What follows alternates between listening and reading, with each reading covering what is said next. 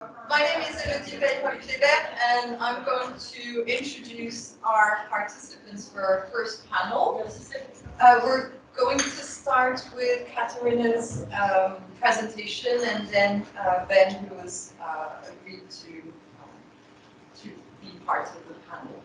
So, Catalina Whitlock is Senior Postdoctoral Research Fellow at the Department of English and American Studies at the University of Vienna. Her research fields are primarily queer and feminist theory, popular culture, post-socialist, decolonial, and disability studies. And today she's going to present on slavery and the maritime fur trade in Russian America. Thank you very much. Thank you for having me here. I'm a little bit of a newcomer to the field of slavery studies. But I have been studying Russian-American relations and now especially historic relations from the 17th century onwards. And through this work, I became interested in the history of Alaska and the enslavement of Native people there. I'm not sure my PowerPoint, it doesn't work. Okay, yeah, unfortunately my PowerPoint doesn't work. So you have to bear just my speech. Coerced labor played a role already during the maritime period of the Russian activities in Alaska. Especially Unagana, Aleut, and other native men were forced to hunt fur-bearing marine animals. With the dwindling population of the sea otter and the expansion of the fur hunt to regions far east, the demand in native labor increased. The Russian colonizers used different means to enslave native people. They took hostages, sexually exploited women, and used the children as domestic servants. Haida and primitive peoples held slaves themselves. Yet the scale of these practices increased significantly with the expansion of the Russian fur hunt. There is an interconnectedness of capitalist exploitation of natural resources and racialized, gendered, and sexualized exploitation of native people. Seeing them as necessary aspects of colonial capitalism, I want to ask for the place of the history of slavery in the territory of Alaska in North American cultural memory, and relate my analysis to the works of Cedric Robertson, Robin Kelly, Greg Grandin, Sven Beckert, and others who understand capitalism not as a break with the economic and social hierarchies of feudalism, but as emerging within the feudal order, growing with and through the colonial expansionism of Europe. These scholars argue that capitalism was from its emergence interwoven with and propelled by racism, forming the modern world system as racial capitalism that depended on slavery, violence, and genocide. In viewing the Russian fur trade as aspect of the emerging racial capitalism and identifying the Russian participation in building a racial capitalist work system, I challenge some of the interpretations of historians such as Andrei Krenyov, who paint Russian colonialism outside of capitalist modernity. So I understand the Russian fur trade as an example of racialized and gendered colonial capitalist exploitation that was built on and came along with the knowledge of racialized and gendered social hierarchies.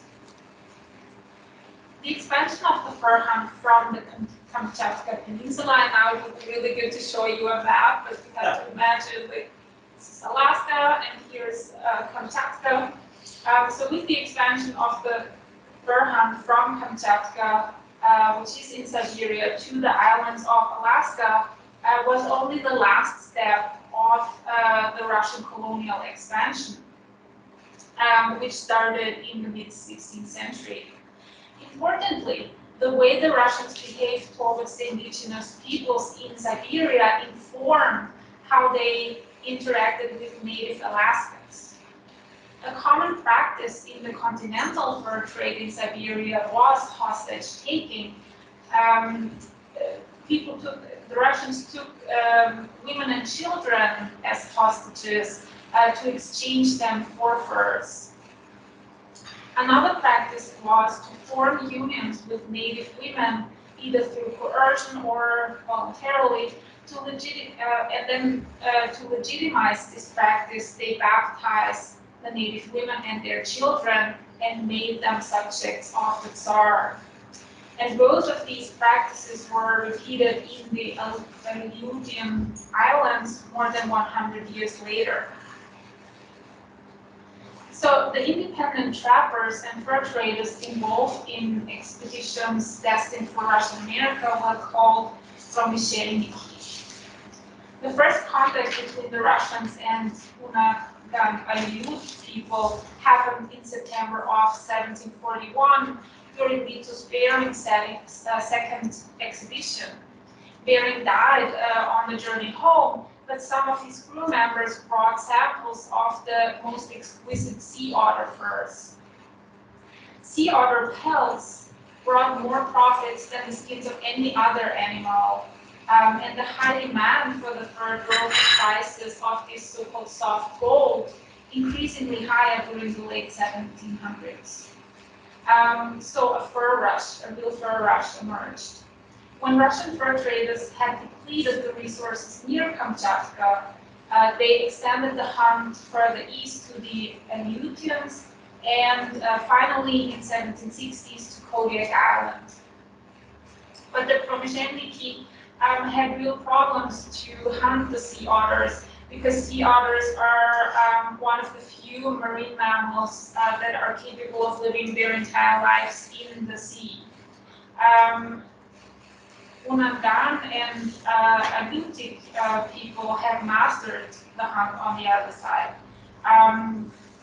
Because this hunt was an integral element of their culture, and fathers trained already young boys to steer the animals and to balance on the very small and efficient kayaks in chilly waters. The Russians decided to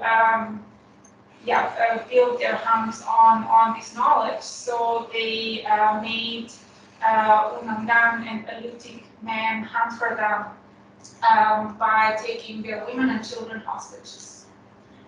And kinship ties in these native populations were very important, so this hostage taking was a very efficient strategy and forced the men to bring the Russians the very expensive sea otters that were also considered to be very valuable in Unangan and Aleutic cultures.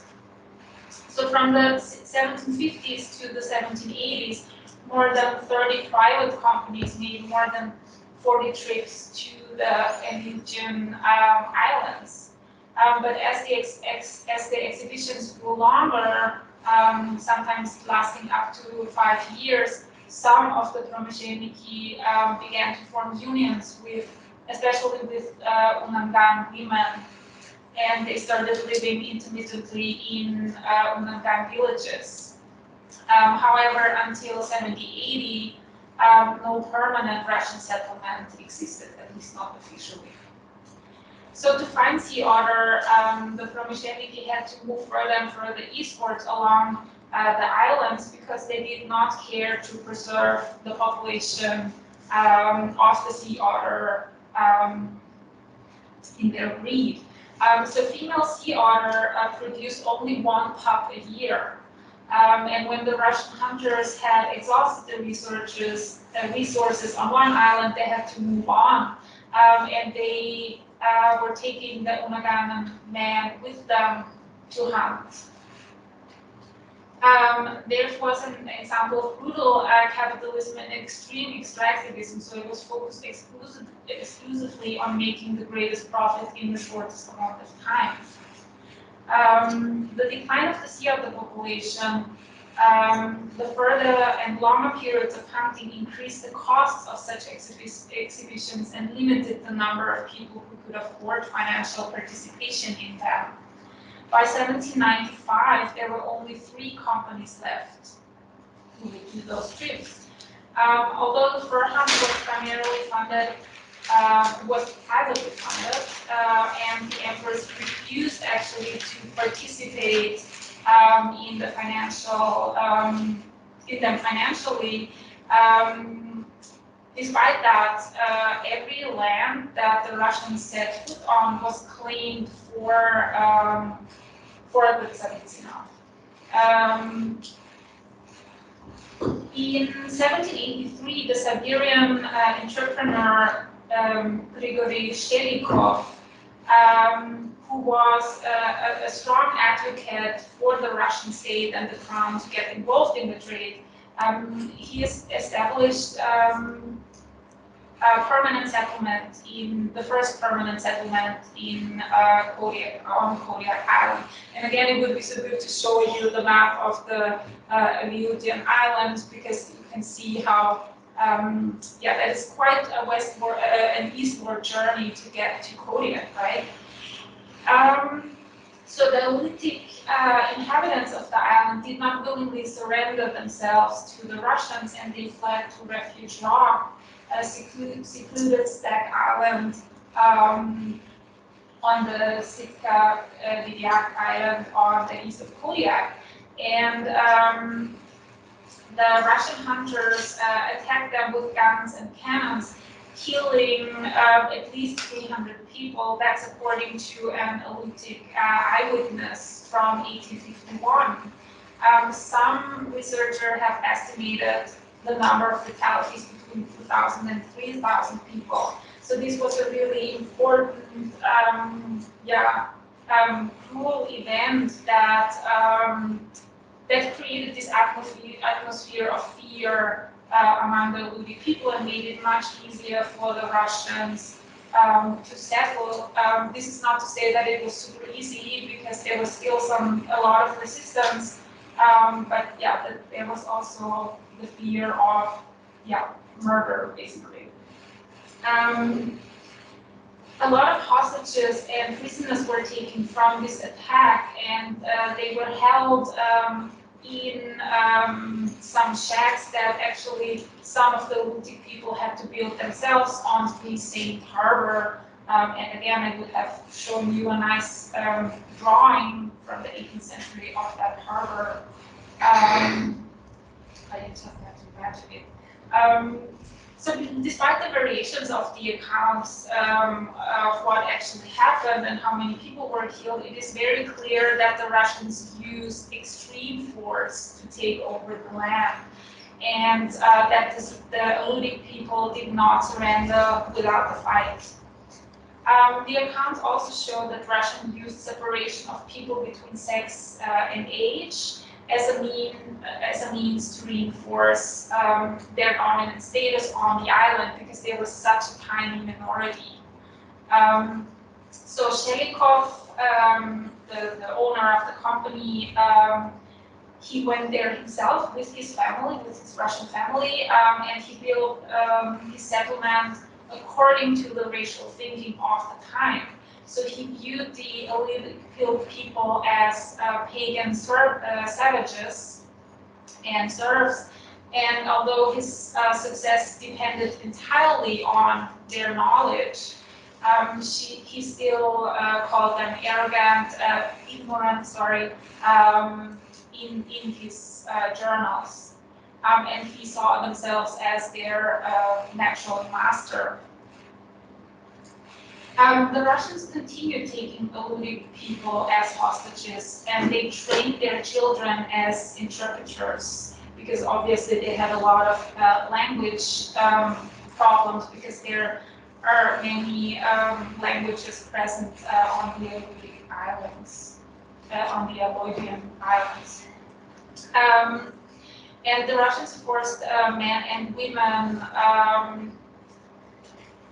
to work for them. But not all of them were had the same status of enslaved people. They took men and women that had been previously been slaves among the Élodie. They just took them over, so to speak, or often also bought them. And they called them with the Siberian name for slaves, Kaiguri. These slaves were basically forced to do whatever their masters wanted from them. They built, as I've said, the settlement,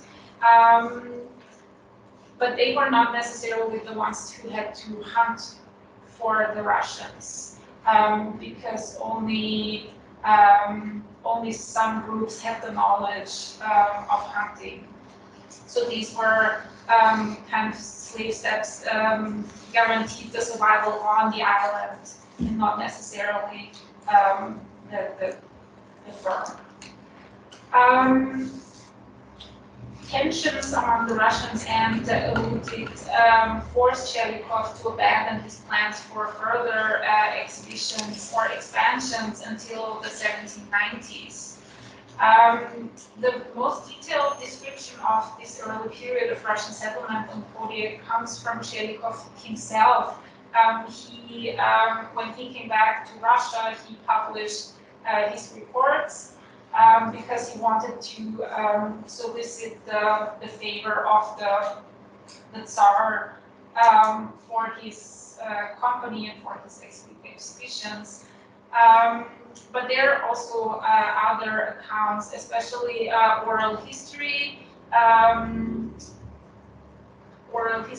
accounts that have been passed on from generation to generation, speaks to these events.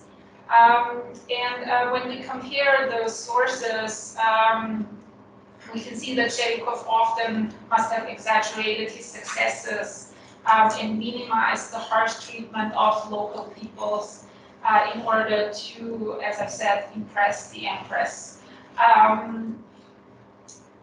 Over time, Chelikov established a new social order on Kodiak. He introduced the Toyon system, in which he designated all of the Élodie headmen or community leaders as chiefs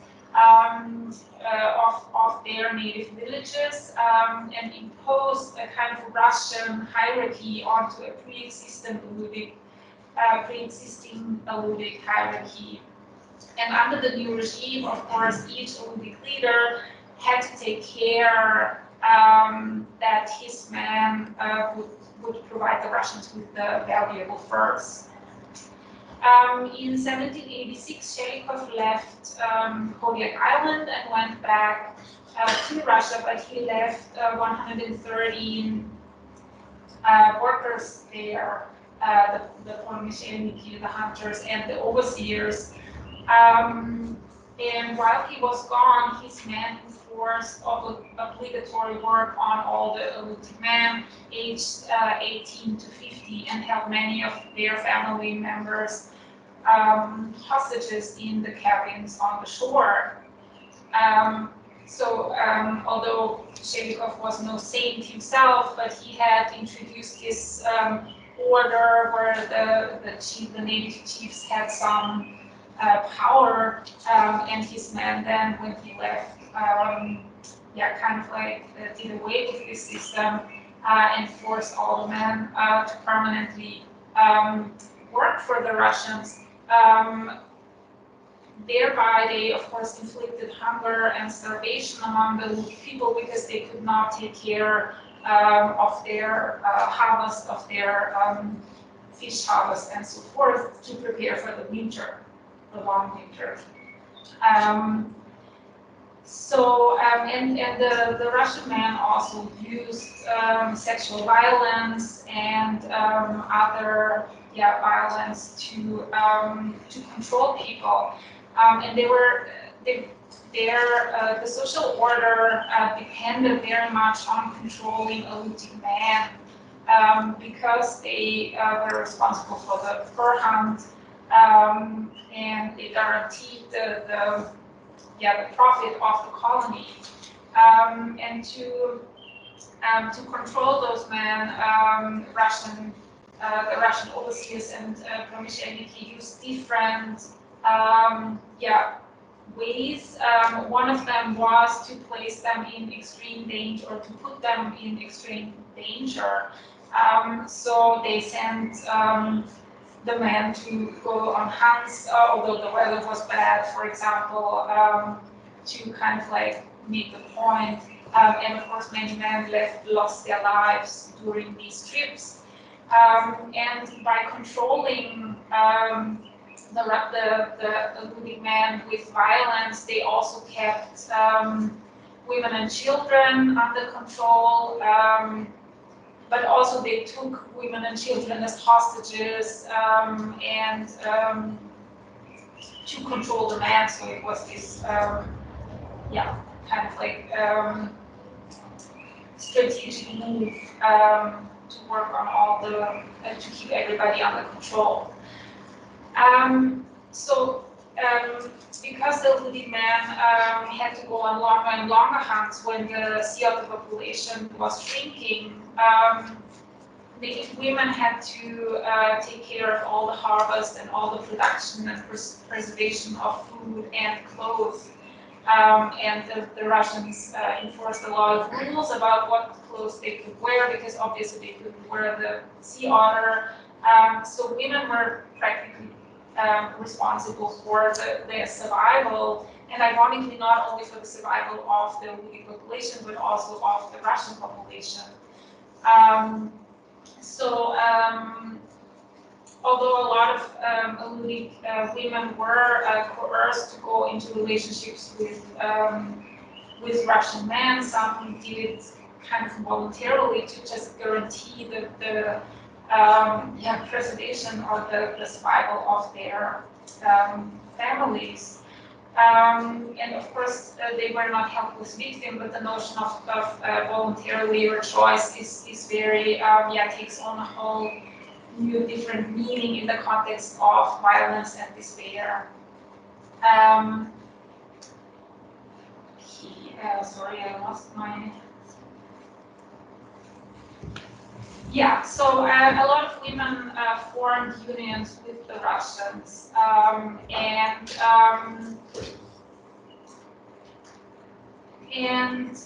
they kind of like formed a new layer of the population on the Kodiak Islands.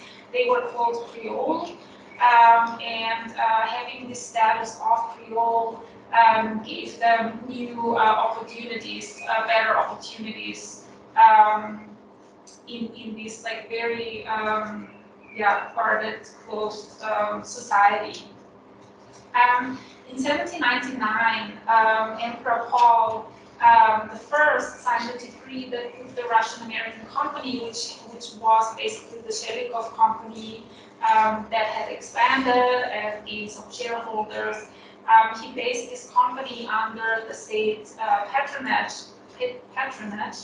and gave it a monopoly for the period of 20 years. So the Russian state now officially was involved in the Russian-American Company and in the fur hunt. This creation of a monopoly was very much in line with how the Russian state in general moved, or the goals that it created at that time. Socioeconomically and politically, Russia had developed into a state that had the supreme ownership of all the basic resources and of the population as well. In addition to giving the RAC the monopoly for the fur hunt, the Tsar also forbade free trade with dependent natives. So that kind of limited the native population even further. And this law did almost completely away with the system of exchange between goods, between the Russians and the Élodie people. And now it fully embraced the prior established quasi-slave owning sector of the colonial economy. So whereas before it was an established social system, it was not legitimized via laws, but then it was. So by further restricting the economic freedom of the Russian pomesheniki themselves, these laws kind of forced them or made them exploit the living people even more. But they themselves now got this status of kind of disenfranchised peoples or people.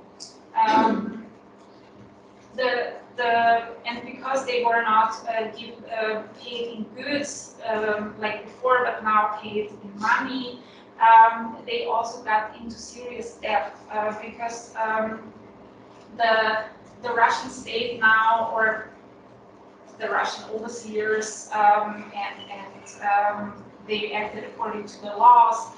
They kind of set all the prices and all the and kind of like gave all the built a completely new economic system, and this irritated not only the native populations but also the pomesheniki, because now they had to pay for all the goods and receive money. But because the prices were so high, they got into debt, so they had to work off their debt, which kind of like also gave them the status of slaves in a way, and they had to make but they still couldn't hunt the fur otters, so they had to force the native population into basically hunting all year long without any free time to take care of the harvest and the food production. To remain in power, despite being still the tiny minority, the Russians really relied on the economic dependence of their pomesheniki, as I've said, and parts of the native population. And over time, the RAC developed explicit work relations regulations for its different populations. So they gave some privileges to the Creoles, the children of the Russian men and the Aleutic women, and these privileges were, for example, that they could get some education after they had worked off the years that they owed to the company. Of course, if they got education, they also had to pay for this education and got into more debt, which then meant again that they had to work longer for the Russians without real pay. So it was a kind of like a tricky situation. But on the other hand, it also gave them some education, and in the end, this was also one of the reasons why the Russian state would in the end pull out of Alaska, because one of the Creole one Creole man went actually to St. Petersburg and petitioned to the Tsar and brought forward all those horrible, the horrible violence that had happened on Kodiak, and this was the last drop that made the Tsar say, okay, we are pulling out of this business. But that would be many years later from where I am right now in my presentation. So on the bottom of the social ladder were the coerced native laborers. They were divided into permanent and temporary slaves, and permanent slaves belonged to the Russian-American Company for life. But these were either war captives or criminals, or previously enslaved people that they that the Russians purchased from other native populations, from Haida, or also from Tlingit. The second category included natives who became temporary workers, which was basically temporary slaves for the company, usually during the period of the summer hunting season. together with the company slaves, worked for the RAC in general. The stewards and some of the Pomsheniki, the hunters, they had their own personal slaves as servants, but they didn't, and they kind of owned them, but they couldn't sell them, for example, or trade them. So the enslaved people had to work, or legally obliged to work, even in case of injury or illness, and there was a whole list of things that you could do if you, for example, lost an arm while hunting or stuff like that. So it was a very elaborate and detailed set of regulations. The board of directors of the Russian American company decided that every Aleut community owned the company half of the labor of all of the males between 18 and 50 years old. But they were to be paid, but not in furs, as in previous times, but in money. And as I said before, the Russians had created these economic systems and this system of goods and worth, and this was absolutely undermining the basis of living for the native population. So by the end of the Russian period, the native population was in great debt to the Russian American company. So I will come to my end. Yeah, this went on until about 1866. And just to finish and to give you an idea how the Russians had the terrible effects that the Russians had on the Aleutian Islands and Kodiak.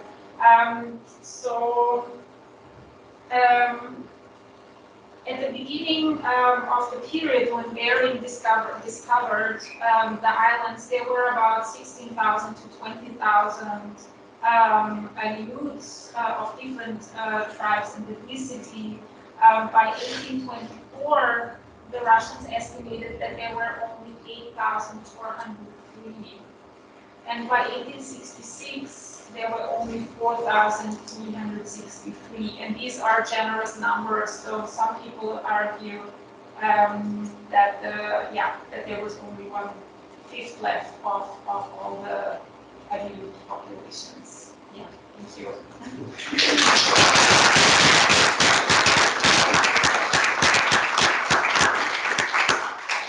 Thank you very much.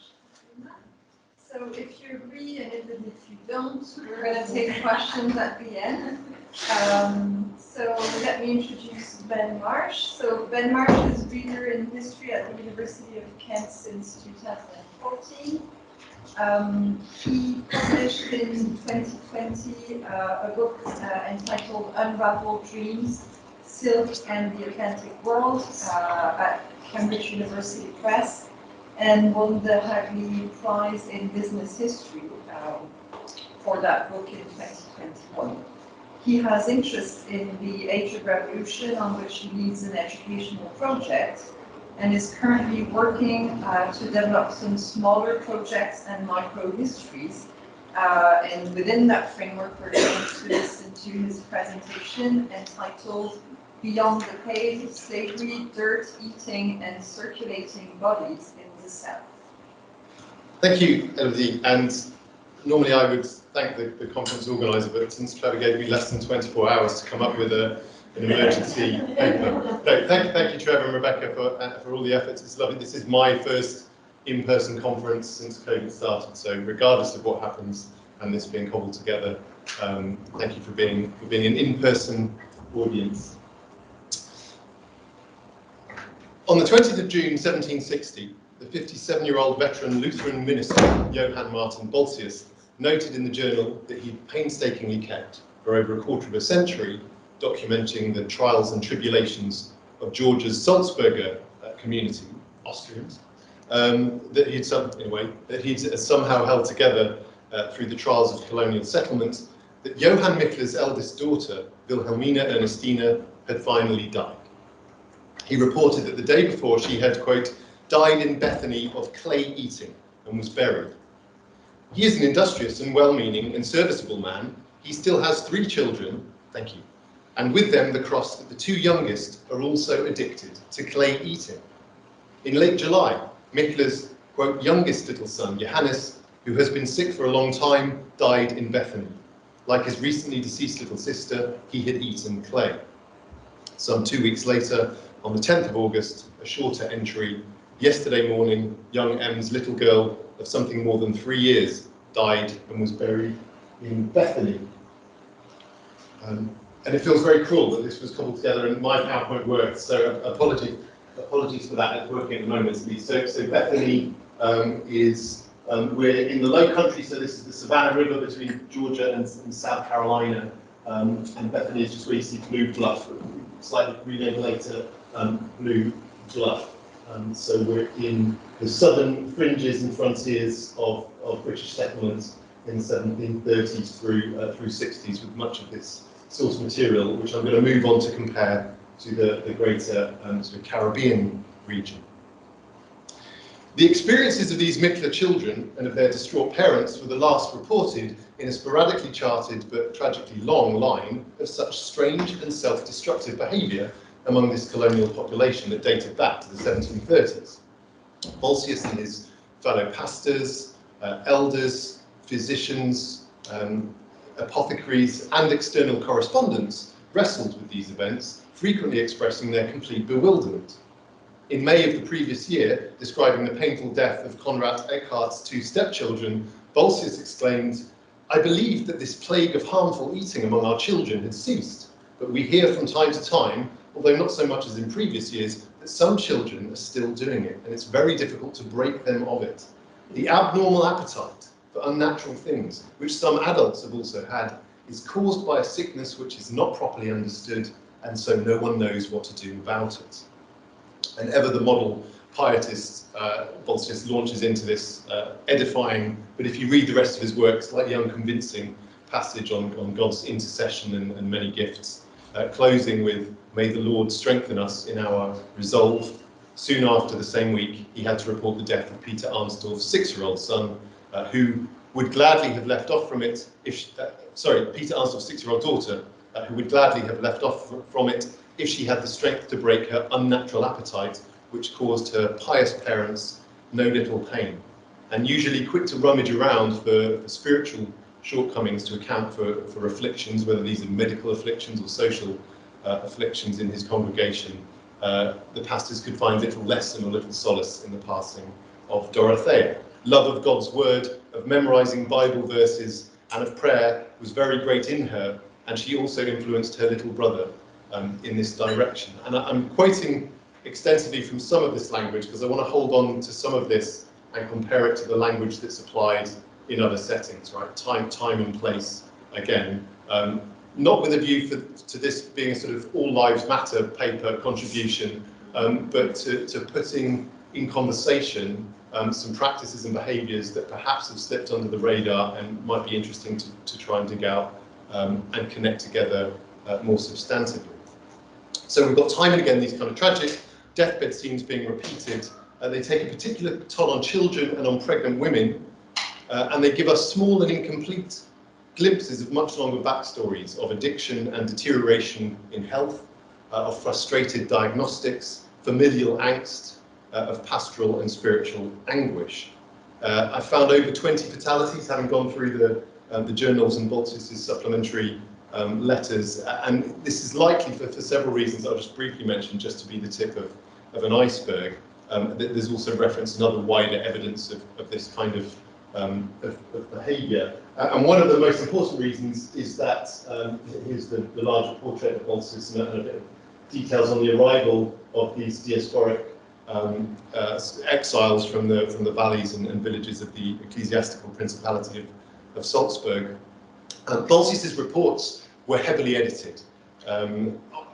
often before being published back in Augsburg by Samuel Earlsberger, and this was with an eye to selling this colonial project and this little community's kind of spiritual capital to European benefactors.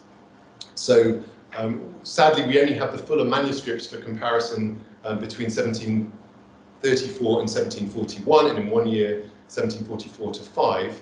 But Bolsius expressly issued what he describes as many scandalous and disorderly events, which we would rather not describe in our diaries. He doesn't want to share the bad stuff, basically, a lot of the time. And so actually, he felt the need to justify including many of these comments about eating unnatural substances in 1748, explaining, I've mentioned it kind of defensively, I've mentioned it at various occasions, this highly disturbing matter in my diary, hoping it might be used by our pious fathers and friends for heartfelt intercession and perhaps serve them for discussion with experienced medical doctors and provide us good advice. It's a kind of plea that goes beyond the usual self-censoring that he applies.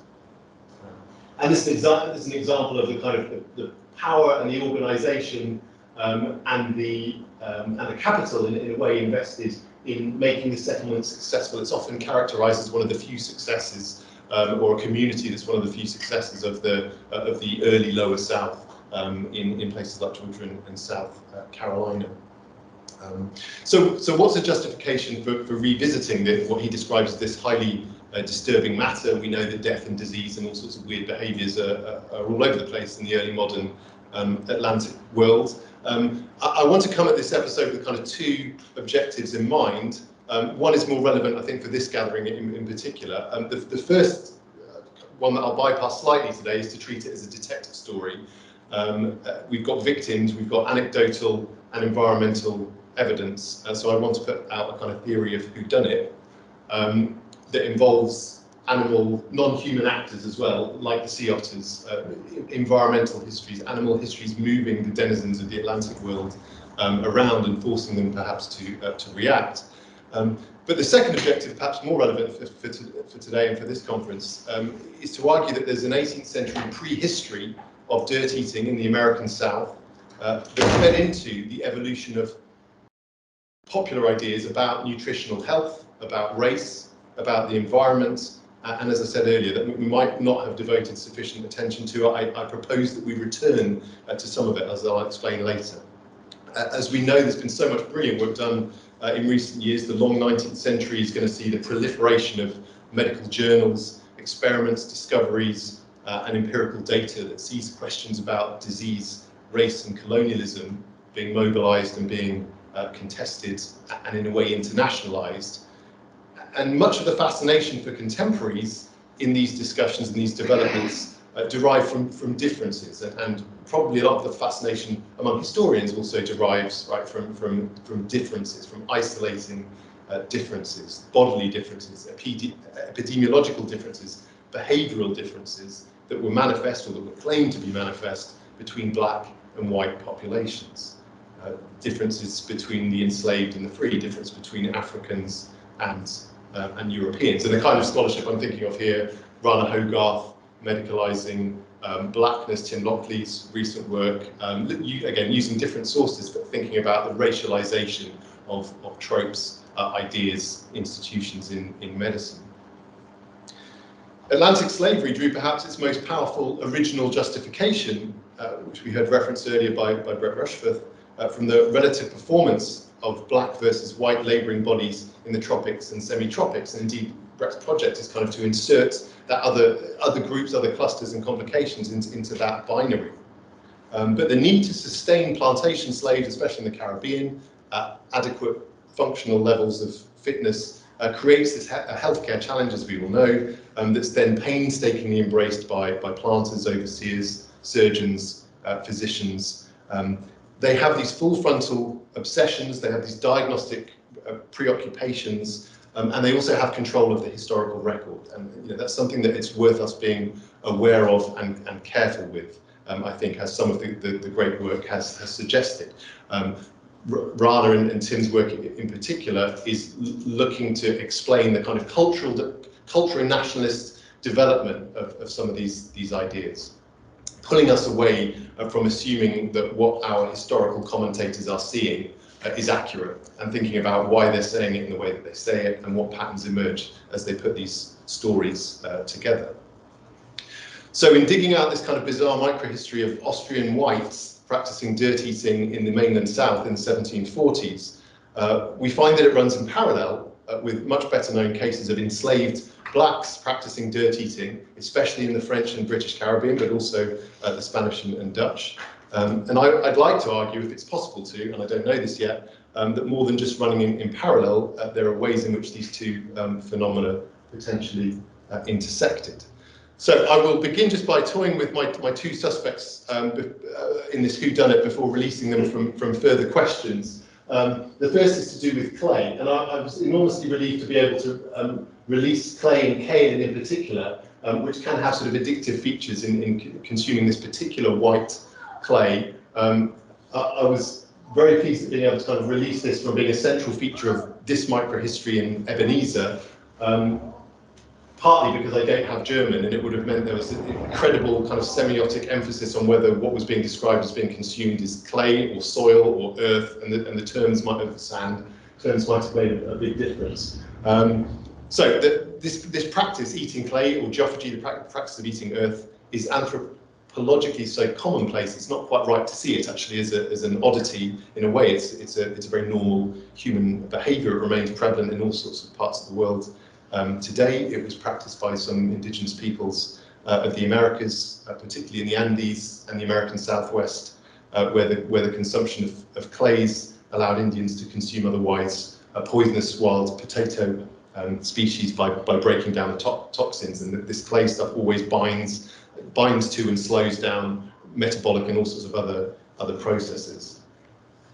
Geophagy and pica or pica more broadly, involving the consumption of irregular substances for at least a month, has also been linked to mental and emotional disorders brought about by stress, especially stress connected to family issues, neglect, deprivation, abrupt change in circumstance. And again, at first glance, or there's some elements of the diasporic relocation of these exiles and the experiences that they went through in their transatlantic journey might fit here as a horrendous disease environment, as we know more broadly and more generally. And there's a lot of family dislocation. You heard mention of stepchildren and orphans and so on. So here's an example of the consumption of clay today, still in parts of the South. It's a cultural phenomenon usually associated now with African American women in particular, who are the dominant group, and you can see a seam of kaolin deposit, which is the white clay in particular, a band running through South Carolina, central Georgia into Alabama.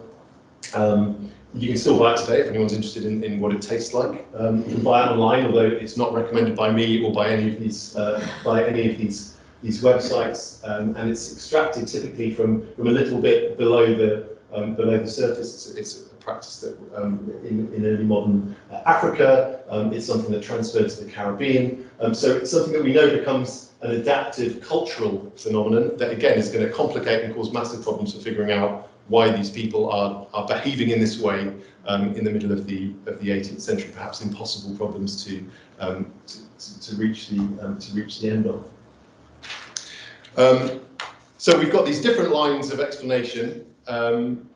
Potentially clay, but that clay seam is further inland than this Ebenezer settlement, as you saw, and I've been in touch with a geologist, Paul Schroeder, who kindly helped me understand that the Quaternary Lagoon beach-type sediments in the Ebenezer settlement, where these Salzburger are, may have had bits that were clay-rich in places, but unlikely to contain much by the way of pure kaolin, which is, as you saw, was further up to the northwest.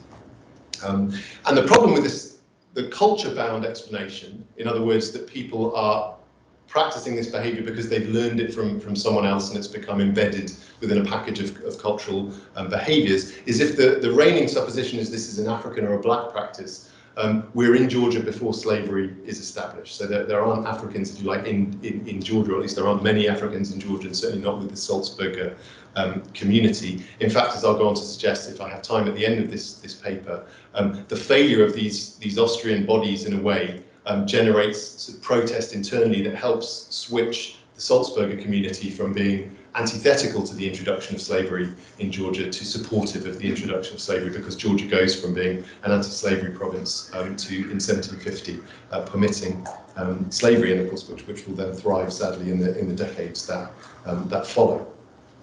So dismissing or just putting to one side these other explanations without completely losing sight of them, I think, as you can see them, and hopefully we're far enough away from lunch that people's digestion has already kicked in now. The most likely cause of the reported geophagy in Ebenezer is that the Salzburger community is suffering from a distinctively acute infestation of hookworm, and these are the kind of two ghoulish contenders on the left and the right, the two principal species that are still sadly an enormous global problem in the developing world. This is a small parasitic worm, only discovered itself in 1838 and not known as dangerous till 1853. It's got this incredible biological journey, which I won't go into too many details about, but it comes through this is close to lunch, but it comes through the feet or the skin, penetrates the skin into the bloodstream, up into the heart, hops across into the lungs, where it grows a little bit, generates motion, makes you cough it up into the trachea, throat. It's then swallowed into the stomach, and that's where it's happy, and it attaches itself to the wall of the small intestine and gorges on the blood of its host. You lose somewhere between 300s and 1500s of a milliliter per worm, and you leach more blood because they release anticoagulants, and the adults mate with one another there. They produce a large number of eggs, each female, depending on the species. Duodenale on the left, Americanus on the right, as you can see, 5 to 20,000 eggs ejected, which then hatch in moist, warm soil. And they go through the rest of their developmental process that describes, it sounds great, as free living, as first and second stage larvae. They feed on bacteria, but a critical feature here is that the climate, the environment is really important to where and whether they can thrive. They're able to migrate 10 or 15 centimeters vertically in the soil. They can survive for 2 to 10 months under favorable conditions, but perish at temperatures lower than 14 degrees centigrade, or if the soil becomes too dry. And this is to give a sense both of where hookworm was still problematic at the start of the 20th century at the top, and at the start of the 21st century beneath. So hookworm infection at low levels is impossible to read, right? It's asymptomatic, and it's generally considered to be asymptomatic, but over a prolonged period, or if you're carrying what's known as a high worm burden, it will eventually cause severe iron deficiency anemia in its host. And so the only symptoms that you can kind of get a smell of or a sense of in the historical record, sorry, is the itchy foot, which is often referenced in the early 20th century. Occasionally coughs or chest pains when you've got the larvae travelling up or down or around.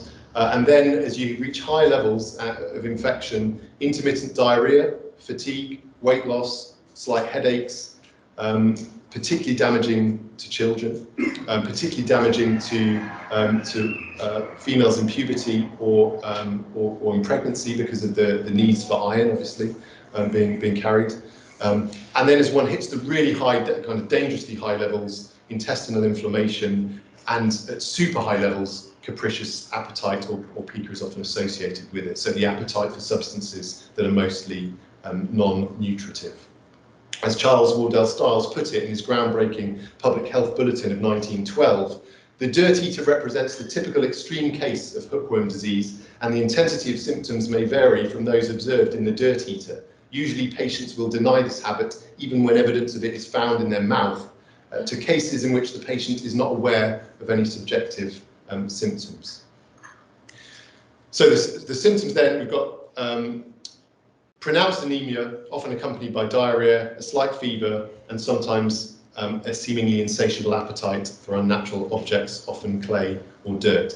How one is going to pick these symptoms out from anyone that's looked at any primary source, from the range of maladies, from the language of maladies afflicting populations all over the Atlantic world is virtually impossible. So I recognise this is a challenge with a lot of, sort of hills and mountains in the way, but for reasons I'll go on to finish with, I think it's worth a set of questions worth posing. Here's to give a sense of why environmentally there's a strong fit between, I'm throwing out this allegation that hookworms are responsible for this outbreak.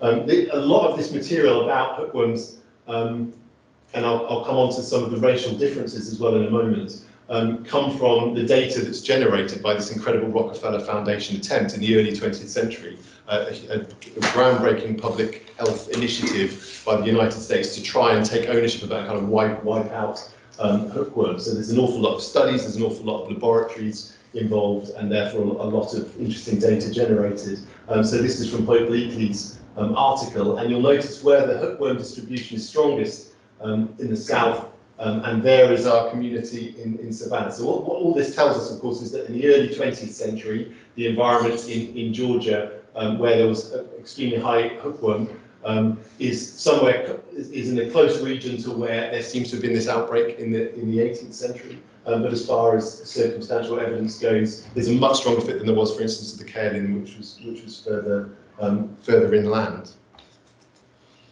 And I've got other primary sources that I can wheel out if needs be, or if people have sort of questions about the symptoms, and comments from Bolsius like, we do not hear of these symptoms in Savannah or in other places of these young Salzburger orphans appearing to be quite foolish, appearing to be retarded, expressing some of the other symptoms at high levels of worm burden. But of course, if we turn to the Circum-Caribbean region, we broaden out our canvas, we find much clearer substantiation of similar symptomatic behaviours, and they're hardcore pinned to slavery. They're pinned to plantation slavery and the experiences of black populations, even while how to treat it and what's causing it are the questions kind of thrown up and engaged by the likes of Rana brilliantly by Rana Hogarth. But there's a kind of historiography that's been a bit locked in here. There was a 1980 article, part of a bigger work, of course, by Kenneth and Virginia Kipple, claiming that dirt eating was, quote, a disease that afflicted the black population of the West Indies exclusively. So there's a sense that this is a black phenomenon. Indeed, the way that Rana approaches it, rightly, is to show how it's characterised as a black phenomenon. And yet these episodes, and maybe some other episodes, are suggestive that there's more to it empirically than meets the eye.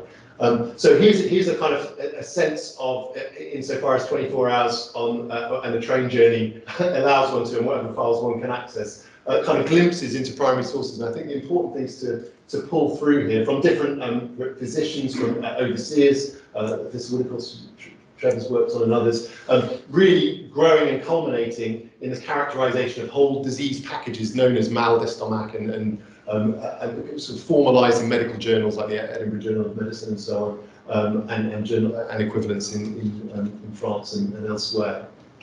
So it's given these names. It's become, if you like, a proper disease. Many of these publications accompanied, of course, with the treatments. Again, this language from the time as well, not just the Kipples, a disease peculiar to the Negro. You can see where the Kipples in 1980 kind of inherited this supposition that this is a black, this is an African phenomenon. So these are masks to prevent dirt eating. A few quotes that we can return to if we need to, but notice in particular the way that the characterization of language compared to Bolsius and these women and children, and we kind of had a sense, I think, from Katharina's paper on the mobilization of kind of sexualized power in different ways, and the family.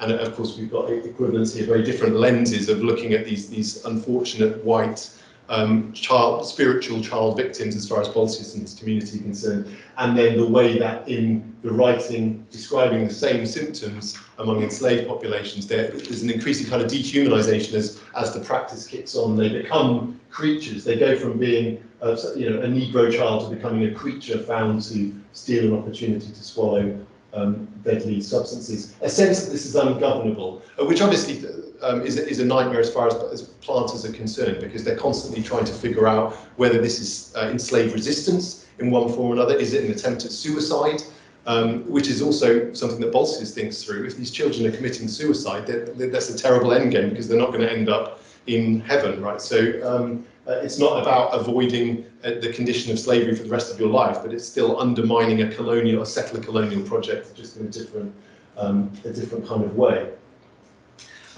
So there's a sense in which there's a bundling in here of blackness and the practice. First of all, there's a shared association across different European nationalities, that mal de stomach is being picked up by British writers, that there's kind of an accord growing across Saint-Domingue and Jamaica and elsewhere to bundle these in together. So there's a trans-European set of connections in making these suppositions about what dirt eating is. Those technologies, those treatments are shared too. Those assumptions bear fruit and are carried through as shared as a kind of consensus. And even when we hit anti-slavery in the 1820s, 30s in the Caribbean, in the 50s in the antebellum South, the practice of dirt eating is invoked in those publications as something that's kind of the horrors of slavery produced this kind of activity. And as I've suggested already, there's a kind of recent scholarly lens that applies there. So what I'm interested in doing, and I would anybody that's come across these sorts of practices or have reference, I'm sort of building these timelines as I go here, I'd love to know if you've come across them. And just trying to plug in these sort of random moments. There are, John Lawson, again, since Bert Rushford was talking about the Carolinas earlier, and especially this critical moment where we see the consolidation of race, at least insofar, and slavery insofar as the codification of slavery and whiteness is concerned. John Lawson's references initially to indigenous peoples being known to occasionally, indigenous children in particular, occasionally practicing dirt eating. Their treatment is to make them eat a rhea mouse or a bat, which in the COVID pandemic world probably wouldn't approve of. But he also mentioned some Christians emulating the practice, right? So in other words, whites. So this is the earliest reference I've found of, if you like, Europeans practicing dirt eating. This spate in the Salzburgers, and then others as we hit the 1800s, 1810s, being picked up in places like North Carolina, Louisiana. Again, I didn't quite have all of my records to draw on. And there's a kind of irony as we hit the later periods and how hookworm in particular is characterized, which I won't dwell on because I'll probably run out of time, more or less. But at the start of the 19th century, is the work of Todd Savitt and Alan Marcus and others have suggested. Hookworm weirdly is this sort of way that Americans answer a question about why Southern whites are unproductive, and in a way they can almost blame hookworm on slavery, strangely. So they characterize it as a germ of laziness. They make the suggestions or the allegations, which is still there, which is that hookworm has been brought to the Americas through the transatlantic slave trade, if you like. Africans brought hookworm with them. And around these kind of allegations being made or suggestions being made in the 1900s in medical literature is this phrase of germ of laziness, disease of the crackers, and of some nations identified. So we've got this weird thing going on where dirt eating, Cachexia africana, is a black thing, where hookworm is a white thing. And incredible publications and data from that Rockefeller Foundation, some just brilliant cartoons sort of showing the symptoms I've been talking about. This is a white family in the South from a sanitation hygiene board around 1920. This was to be shared with schools, that showed the story of the potbelly, sallow, all of the problems, the lack of hygiene, the way that the hookworm can get into the feet. You can see the bottom right. And if you solve this problem, if you solve the nutrition, the hygiene, and you fix the helminthic infections, you turn the South from this kind of the white South from this backward place to a sort of fat, portly, productive, fertile environment too. So there's plenty of other sources there. But this gives you a sense of an unwillingness initially to link it to African experiences. This is a comment from Charles Wardell Stiles in a public health report. During the last 7 years, considerable literature has appeared in regard to hookworm disease in the United States. Nearly all treat the malady as found in the white race. The present paper is prepared with special reference and relation to the Negroes. This is kind of a new phenomenon to be opening up. And where we've got to just in the last 5, 10 years, using the same data sets, which is problematic, are some claims, for instance, in the social history of medicine, that there are actually, as we know about it with sickle cell disease, for instance, and malaria, because the way that hemoglobin is carried in different physiognomies, that there are differences in disease susceptibilities, and that some of these intestinal worm infections carry different implications for racialized populations. In other words, actually many people of African origin can carry substantially higher worm burdens before they show the effects of hookworm than their white counterparts. So I will round things up then with this comment about a bizarre prospect of coming full circle. In the 18th century, we've got, as I've suggested, white and black bodies being carefully separated by physicians in the process of constructing a cultural conception of race, as West Indian doctors especially push the idea of separate white and black pathophysiologies. And although in the past half century in historical research we've been engaged in bursting the bubble of race difference, some authentically biological or genetic disparities are yet to have their historical implications fully unwrapped. And if it was hookworm that's causing many of the dirt-eating behaviours in the 18th century Atlantic, or contributing substantially to them, then every person of West African origin who exhibited those behaviours must have had a correspondingly higher exposure or higher worm burden than their white counterparts, who sicken much more quickly and easily to hookworm.